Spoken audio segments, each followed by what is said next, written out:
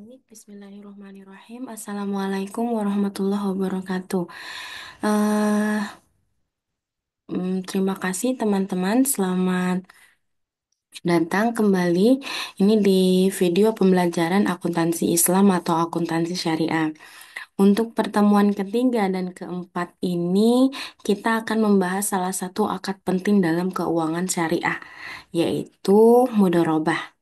Ya, jadi akad mudharabah merupakan bentuk kerjasama antara pemilik dana atau sahibul mal dan pengelola dana atau mudharib dalam kegiatan usaha dengan pembagian keuntungan sesuai kesepakatan. Nanti di dalam sesi ini akan dibagi menjadi dua part. Yang pertama mungkin akan dijelaskan terlebih dahulu bagaimana akad mudharabah itu, kemudian nanti selanjutnya di part kedua kita akan mempelajari bagaimana perlakuan akuntansinya terhadap akad mudharabah, baik dari sisi penyedia dana maupun pengelola dana, sesuai dengan standar akuntansi syariah yang berlaku, yaitu di PSAK 105. Oke, mari kita sama-sama untuk memulai materi pada pertemuan ini. eh Mahasiswa yang akan dicapai ya dalam pembelajaran ini adalah mahasiswa memahami eh, konsep, mekanisme, serta pencatatan transaksi dalam akad mudharabah, yaitu kerjasama antara pemilik modal, sahibul mal, dan pengelola usaha mudharib, termasuk nanti perhitungan keuntungan dan resikonya.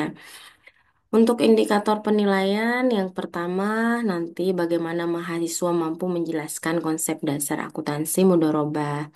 Kemudian mampu mengidentifikasi peran dan tanggung jawab masing-masing pihak akad mudharabah, yaitu dari sohibul mal dan mudharib. Mampu menjelaskan bagaimana pelaksanaan akad mudharabah, termasuk syarat, ketentuannya sesuai dengan prinsip syariah. Di part kedua nanti ada indikator penilaian, yaitu mampu melakukan pencatatan akuntansi untuk transaksi akad mudharabah sesuai dengan SAK. Kemudian mampu menganalisis, menghitung distribusi keuntungan serta risiko yang terjadi di dalam akad mudharabah. Terakhir, kita bisa mengevaluasi bagaimana penerapan akad mudharabah dalam praktik keuangan syariah. Untuk akad mudharabah itu sendiri, pengertiannya ada dalam bahasa ya. Ad-dorbi fil ardi atau berpergian untuk urusan berdagang ya. Jadi mudharabah ini ada secara bahasa itu terkait dengan urusan dagang.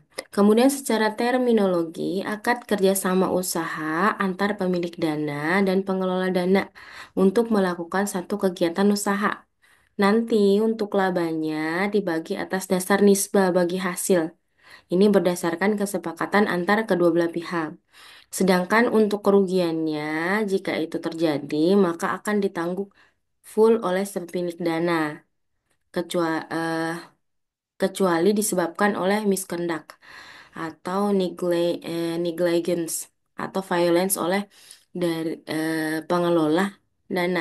Jadi kalau kesalahannya itu pure dari pengelola dana itu ditanggung oleh pengelola dana. Tapi kalau misalnya itu di luar kuasa si pengelola dana, maka yang menanggung keseluruhan kerugian tersebut adalah si pemilik dana. Karakteristik akad mudharabah mempunyai risiko tinggi karena pemilik dana tidak boleh ikut campur dalam pengelolaan usaha kecuali sebatas memberikan saran-saran untuk pengawasan. Kemudian informasi usaha dipegang oleh pengelola dana dan pemilik dana hanya mengetahui informasi tersebut secara terbatas. Ya, ini resikonya tinggi untuk si pemilik dana. Kemudian pembagian resiko. Pemilik dana memiliki resiko dalam bentuk finansial, ya. Jadi pembagian resikonya dalam bentuk finansial dan non-finansial. Kalau pemilik dana itu resikonya dalam bentuk finansial, sedangkan pengelola dana itu memiliki resiko dalam bentuk non-finansial. Di sisi pembagian keuntungan. Untuk pembagian keuntungan itu menggunakan nisbah, dan nisbah itu sudah disepakati di awal transaksi, ya. Bisa menggunakan nilai realisasi keuntungan yang mengacu pada laporan hasil usaha periodik yang disusun oleh pengelola. Meskipun kita tahu ya, kalau untuk pembagian keuntungan itu ada berdasarkan revenue sharing dan profit sharing. Tapi biasanya mayoritas itu menggunakan nilai realisasi keuntungan atau eh, metode profit sharing ya. Yang diambil untuk pembagian keuntungan itu berdasarkan realisasi ya, realisasi keuntungan. Kemudian karakteristik selanjutnya dari sisi jaminan modal. Tidak boleh ada jaminan atas modal, namun demikian agar pengelola dana tidak melakukan penyimpangan ya. Kemudian pemilik dana dapat meminta jaminan. Jadi boleh ada jaminan, boleh tidak ada jaminan. Ya, pemilik dana dapat meminta jaminan dari pengelola dana atau pihak ketiga. Dan jaminan ini hanya akan dicairkan apabila si pengelola dana terbukti melakukan kesalahan yang disengaja atau lalai, atau ada pelanggaran-pelanggaran yang telah disepakati bersama di dalam klausul akad itu. Dari sisi perjanjian, akad kontrak perjanjian sebaiknya dituangkan secara tertulis dan harus ada saksi. Perjanjian harus mencakup berbagai aspek antara lain tujuannya mudharaba untuk apa, nisbah pembagian keuntungannya, berapa lama jangka waktu pembagian keuntungan, ketentuan pengembalian modal, dan hal-hal yang dianggap sebagai kelalaian pengelola dana dan sebagainya itu harus tertuang di dalam akad kontrak atau perjanjian. Persengketaan. Apabila terjadi perselisihan di antara kedua belah pihak, maka dapat diselesaikan secara musyawarah ya. Kalaupun nanti tidak, nanti bisa melalui Badan Arbitrase Syariah. Apa hikmah dari akad mudharabah ya? Yang pertama, agar dapat memberi manfaat dan keringanan kepada sesama manusia.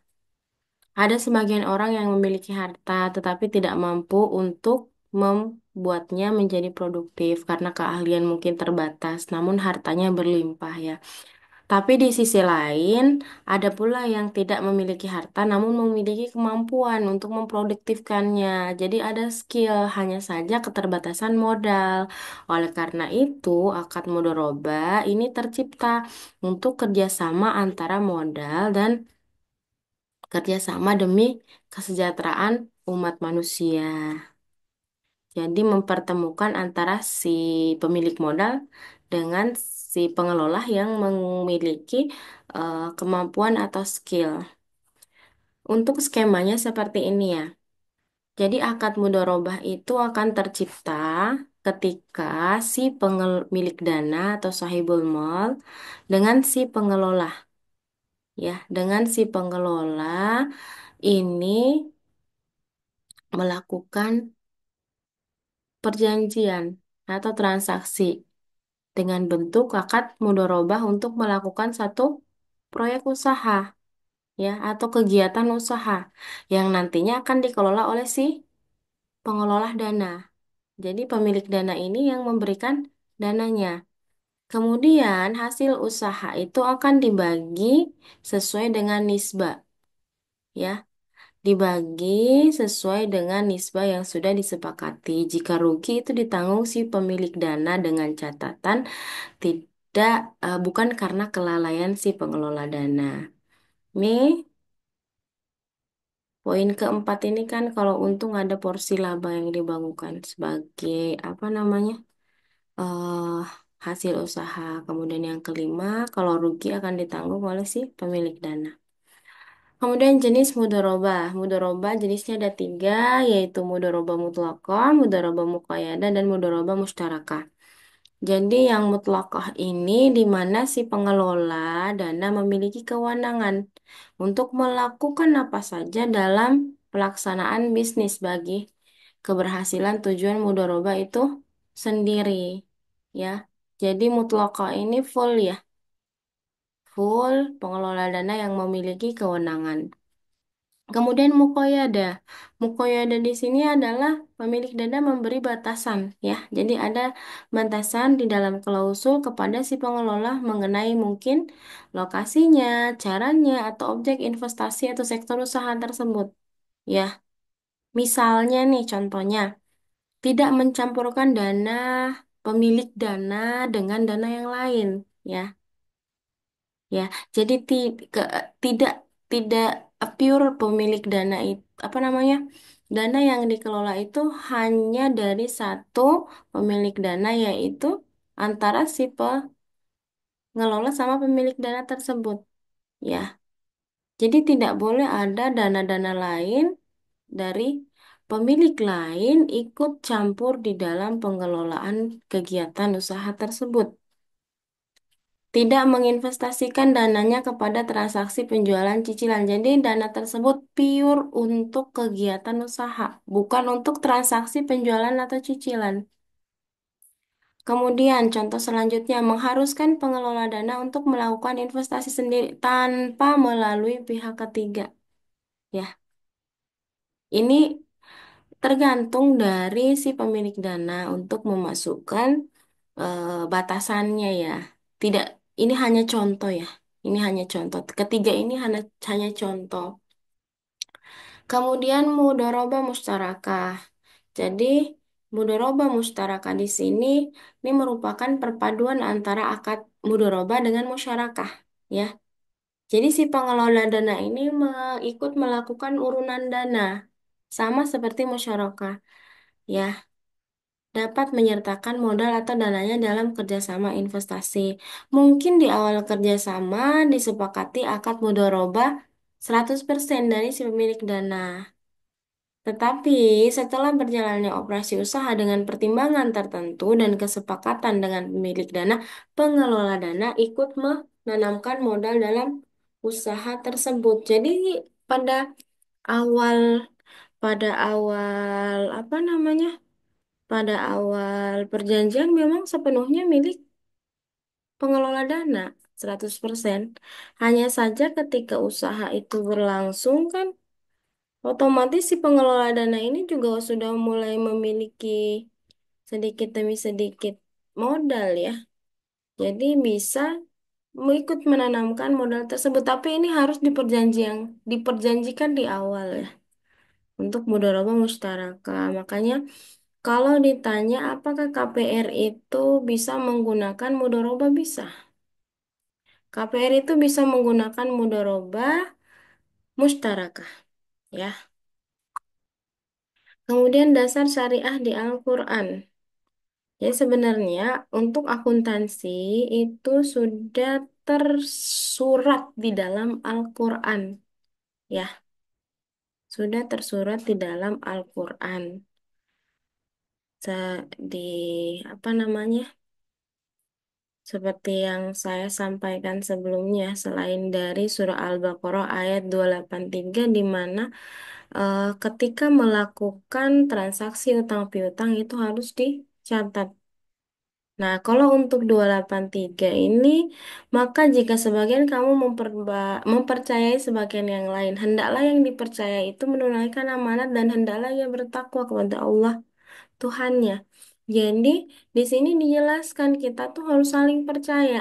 Makanya ini kan akad mudharabah ini resikonya tinggi. Yang menjadikan yang menjadi dasar dalam akad ini adalah kepercayaan, ya. Si pengelola dana, si pemilik dana kepada si pengelola dana. Dalil dari Sahih bin Suhaib radhiyallahu anhu Rasulullah SAW bersabda, tiga hal yang di dalamnya terdapat keberkatan. Yang pertama itu jual beli secara tangguh. Itu ada keberkahannya berarti. Jadi kalau kita jual beli nyicil ya, ternyata ada keberkatan di dalamnya. Kemudian mukorodah atau mudorobah ya. Kemudian mencampadukan eh, dengan tepung untuk keperluan rumah, bukan untuk dijual. Mencampur adukkan dengan tepung untuk keperluan rumah, bukan untuk dijual. Jadi sebenarnya bisa ya kalau mencampur adukkan itu, tetapi untuk konsumsi sendiri, tidak untuk dijual. Fenomena sekarang itu untuk memperoleh keuntungan yang lebih besar, kadang kita melakukan mix ya antara yang berkualitas dengan kurang berkualitas, nanti kita bisa jual. Bisa kita menggunakan harga berkualitas atau harga di tengah-tengahnya. Tetapi itu kan ada apa ya? Ada kecurangan ya, ada dalam bentuk penipuan, ada tadlis di situ sehingga itu tidak diperbolehkan di dalam Islam. Kemudian dalil syariah selanjutnya itu di dalam, oh ini saya keliru nih, harusnya Al-Quran dan hadis dari Abbas bin Abdul Muthalib. Jika menyerahkan harta sebagai mudharabah, ia mensyaratkan kepada pengelola dananya agar tidak mengarungi lautan dan tidak menuruni lembah, serta tidak membeli hewan ternak. Ya, jika persyaratan itu dilanggar oleh si pengelola dana harus menanggung resikonya. Ya, ketika persyaratan yang ditetapkan Abbas didengar Rasulullah SAW, beliau membenarkannya. Maksudnya apa? Jadi kan sudah ada di klausul, ya, sudah di klausul, pengelola dana mengikuti klausul, kemudian dikelola sebaik-baiknya. Jadi tidak perlu terlalu ambisius ya untuk memperoleh keuntungan yang lebih besar. Kita mengarungi lautan, menuruni samudra, tidak itu tidak diperkenankan ya. Karena apalagi dalam proses kita eh, mengelola dana tersebut, ada persyaratan yang dilanggar, maka itu pengelola dana yang harus menanggung risikonya. Jadi akad yang sudah dibuat sebenar-benarnya itu memang sudah sesuai dengan eh, Al-Quran dan Sunnah ya, dasar syariah. Rukun dan ketentuan syariah akad mudharabah itu ada pelaku, si pemilik dana dan pengelola dana, kemudian objek mudharabah itu ada modal dan kerja, ijab kabul, persetujuan antar kedua belah pihak, kemudian nisbah keuntungan. Kita masuk ke yang pertama, pelaku di mana pemilik modal dan pengelola dana. Dalam mudharabah harus ada minimal dua pelaku. Pihak pertama bertindak sebagai pemilik dana, sedangkan pihak kedua bertindak sebagai pengelola dana. Keduanya ini harus cakap hukum dan sudah balik dan memiliki kemampuan untuk diwakilkan dan mewakilkan. Ya, pelaku akad mudharabah tidak hanya antar muslim dengan muslim, tapi boleh muslim dengan non-muslim. Ya, jadi nasabah syariah itu tidak hanya harus muslim, ya. Non-muslim pun boleh menjadi nasabah dari lembaga keuangan syariah. Karena tidak ada larangan di dalam Islam. Ketika kita bermuamalah itu kita tidak dibatasi ya antara muslim dengan non-muslim kecuali dalam hal ibadah ya. Kecuali dalam hal ibadah. Tapi bermuamalah sehemat sepengetahuan saya itu kita boleh antara non-muslim ya. Kemudian objek mudharabah itu ada modal dan kerja. Modal ini di sini adalah si pemilik modal ya. Lembaga keuangan syariah bisa berupa bank. Kemudian sekarang sudah banyak ya lembaga-lembaga pembiayaan syariah. Kemudian keuangan sosial, lembaga keuangan sosial juga seperti zakat, wakaf itu juga memberikan modal menjadi si pemilik modal. Apa yang membedakannya dengan lembaga keuangan syariah lain? Biasanya kalau untuk zakat modal mereka menggunakan pinjaman itu qadru hasan, tidak mengambil eh bunga, tidak mengambil keuntungan atau margin, tidak ada margin ya dalam pemberian pinjaman, tidak ada bagi hasil. Jadi pure kamu minjem berapa ya kamu balikin segitu. Itu untuk apa namanya lembaga keuangan sosial. Modal diserahkan dalam bentuk kas ataupun aset non kas itu boleh ya. Dan harus dijelaskan jumlah dan jenisnya. Bisa baik tunai maupun tunai dan itu harus tunai dan tidak berhutang. Modal itu harus milik sendiri oleh si pemilik modal. Modal harus diketahui dan jelas jumlahnya sehingga bisa dibedakan dengan keuntungan. Jadi bisa diketahui kan. Pengelola dana tidak diperkenankan untuk memudorobakan kembali modal mudorobah. Ya. Pengelola dana tidak diperbolehkan untuk meminjamkan modal kepada orang lain. Jadi kita misalnya dapat pembiayaan dari lembaga keuangan syariah dengan akad mudharabah itu tidak boleh kita salurkan lagi. Tidak, ya. Pengelola dana memiliki kebebasan untuk mengatur modal menurut kebijaksanaan dan pemikirannya sendiri, selama masih sesuai dalam klausul, ya. Kerja atau si pengelola dana di sini ya, si pengelola bisnis. Kontribusi pengelola dana dapat berbentuk keahlian, skill, selling skill atau management skill, ya. Kemudian kerja adalah hak pengelola dana dan tidak boleh diintervensi oleh si pemilik dana. Pemilik dana boleh memberikan batasan, tetapi tidak boleh mengintervensi si pengelola dana. Hak sepenuhnya untuk melakukan kegiatan usaha tersebut adalah si pengelola dana. Dalam bekerja tidak melanggar ketentuan syariah, ya. Pengelola dana harus mematuhi semua ketetapan yang ada di dalam kontrak, perjanjian, klausul akad. Dalam hal pemilik dana tidak melakukan kewajiban atau melakukan pelanggaran terhadap kesepakatan. Pengelola dana sudah menerima modal dan sudah bekerja, maka pengelola dana berhak mendapatkan imbalan atau ganti rugi atau upah, kecuali ada kelalaian dari si pengelola dana. Maka si pemilik dana berhak untuk tidak memberikan ganti rugi ataupun imbalan ataupun upah. Kemudian ijab kabul atau persetujuan kedua belah pihak. Ijab kabul merupakan ekspresi kesepakatan antara si pemilik dana dan pengelola dana yang dilakukan sama-sama rela. Pemilik dana setuju atas perannya dalam kontribusi dana, sementara pengelola dana itu setuju untuk perannya sebagai kontribusi kerja. Ya, jadi harus paham kontribusi masing-masing. Akad dapat dituangkan secara lisan, tertulis maupun korespondensi atau menggunakan cara komunikasi modern. Ya, jadi boleh dalam bentuk lisan, tulisan, ya. Akad tidak boleh dikaitkan dengan suatu kejadian di masa depan yang belum pasti. Ya, jadi kita tidak boleh memperjualbelikan masa depan yang jelas-jelas itu belum pasti. Nisbah keuntungan yaitu besaran yang digunakan untuk pembagian keuntungan.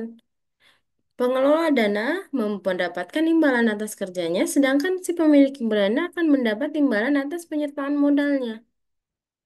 Jadi nisbah keuntungan ini harus diketahui oleh kedua belah pihak secara jelas. Harus disepakati. Jika dalam akad tidak jelaskan, maka pembagiannya ya 50-50, 50-50. Makanya harus dituangkan secara jelas di dalam akad. Kerugian mudharabah. Seperti yang kita ketahui, kerugian akan ditanggung sepenuhnya oleh si pemilik dana. Kecuali apa? Kecuali ada kekeliruan, kelalaian dari si pengelola dana. Apabila terjadi kerugian, cara penyelesaiannya ada dua. Yang pertama, diambil terlebih dahulu dari keuntungan karena keuntungan merupakan pelindung modal. Jadi di dalam akuntansi sebenarnya seperti itu, teman-teman. Ketika terjadi kerugian, maka yang diambil adalah dari modal terlebih dahulu, dari keuntungan terlebih dahulu ya. Jadi diambil keuntungan terlebih dahulu, kemudian eh, baru ke pokok modal. Jadi kalau misalnya kerugiannya sudah melebihi keuntungan, maka baru diambil dari pokok modal. Jadi ada aturannya untuk menutupi kerugian tersebut seperti apa. Jadi dimulai dari keuntungan dulu, baru nanti ambil dari pokok modal. Bagi hasil mudharabah. Untuk prinsip pembagian hasil usaha, ya, eh, pembagian hasil usaha mudharabah itu dapat dilakukan dengan prinsip bagi hasil ya. Yang tadi saya sampaikan, prinsip bagi hasil, revenue sharing, atau bagi laba, profit sharing. Jadi metodenya itu ada dua. Ada revenue sharing, profit sharing. Ya, jika berdasarkan prinsip bagi hasil, maka dasar pembagian hasil usaha adalah laba, ada gross profit. Ya, jadi laba kotor. Laba kotor itu apa?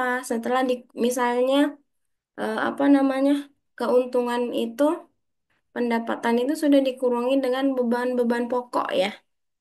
Kalau di dalam istilah akuntansi ada HPP ya, harga pokok produksi, harga pokok penjualan atau harga pokok produksi itu adalah pengeluaran-pengeluaran yang dikeluarkan atau yang dibebankan terkait dengan pendapatan yang diterima. Ya, karena teman-teman di dalam laba rugi itu kan sebenarnya bebannya itu tidak hanya beban yang melekat pada pendapatan yang kita peroleh, ada namanya beban administrasi. Ya. Ada namanya beban administrasi, beban karyawan, beban gaji, beban karyawan sebenarnya juga ada dua, beban yang melekat pada pendapatan, ada beban yang di luar pendapatan, misalnya yang apa namanya beban HRD dan lain-lain itu semua harus diperhitungkan. Jadi di sini yang diambil untuk prinsip bagi hasil adalah laba bruto. Ya, bukan total pendapatan omset. Ya, kalau sebelumnya saya sampaikan itu keliru mungkin ya. Jadi ternyata sebenarnya yang diambil itu dari laba kotor. Ya. Nah, kalau prinsip bagi hasil laba yang diambil dari laba neto, laba profit. Jadi laba bruto dikurangi lagi eh, beban yang berkaitan dengan pengelolaan modal mudharabah. Jadi dikurangi. Jadi net eh, laba bersih ya. Ini kita bisa lihat contohnya ya. Ini contoh perhitungan bagi hasil. Jadi penjualannya berapa, HPP-nya berapa, laba kotornya. Misalnya penjualannya 1 juta, HPP 650. Jadi laba kotornya kita ketahui 350.000. Kemudian ada biaya-biaya, BBM 250 sehingga laba rugi bersih, laba bersihnya itu adalah 100.000. Nah, kita mau menggunakan kedua metode untuk menghitung berapa sih persentase keuntungan yang diperoleh antara si pemilik modal dengan si pengelola.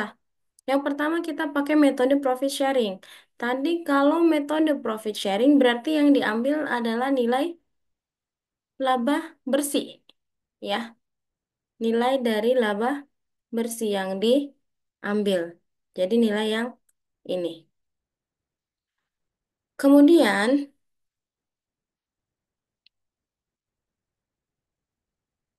kemudian kita lihat berarti kesepakatannya di sini 30/70.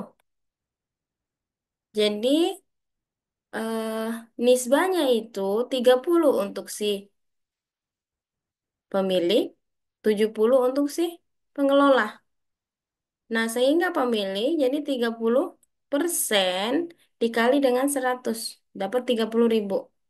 Kemudian pengelola 70% kali 100.000 dapat 70.000. Inilah yang diperoleh, ya. Kalau revenue sharing, itu nisbah pemilik dan pengelola. Nisbah yang disepakati 10% untuk si pemilik, 90% untuk si pengelola. Kita hitung berapa yang diperoleh. Pemilik itu hanya memperoleh dia untuk apa namanya nilainya yang diambil kalau revenue sharing yang ini ya laba kotor ya ya yang ini yang diambil.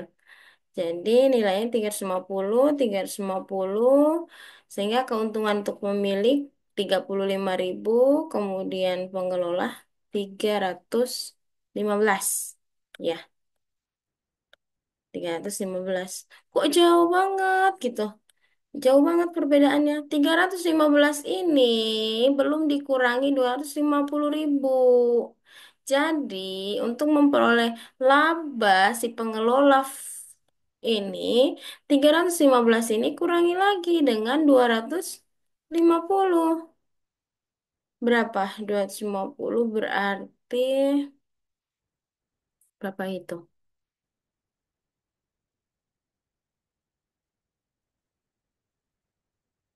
315, 250 berarti berapa? 50 berarti 65 ya? Heeh. Iya, 65.000. Iya kan? Jadi dia boleh 65.000. pengelolanya, karena kan tadi belum dikurangi biaya-biayanya, makanya eh, nilainya tinggi. Oke, eh, selanjutnya kita nih bagi hasil untuk akad mudharabah musyarak. Tadi kita lihat hasil investasi antar pengelola dana dan pemilik dana sesuai nisbah yang disepakati. Selanjutnya, bagian hasil investasi setelah dikurangi untuk pengelola dana tersebut dibagi antara pengelola dana sebagai mustarik dengan pemilik dana sesuai dengan porsi modal masing-masing.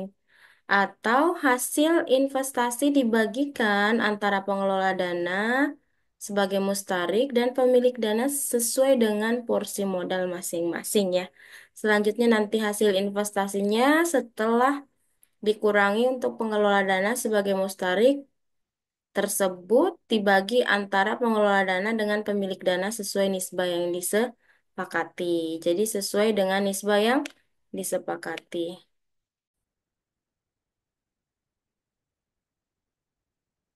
Nah, ini untuk contoh perhitungan ya bagi hasil mudharabah mustaraka. Jadi ada pihak A dan B usaha bersama di mana di awal ya pihak A menginvestasikan uang 2 juta dalam usahanya si B.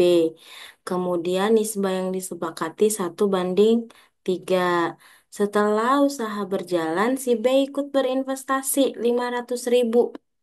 Jadi, laba Januari 2008 itu 1 juta. Nah, bagaimana perhitungannya?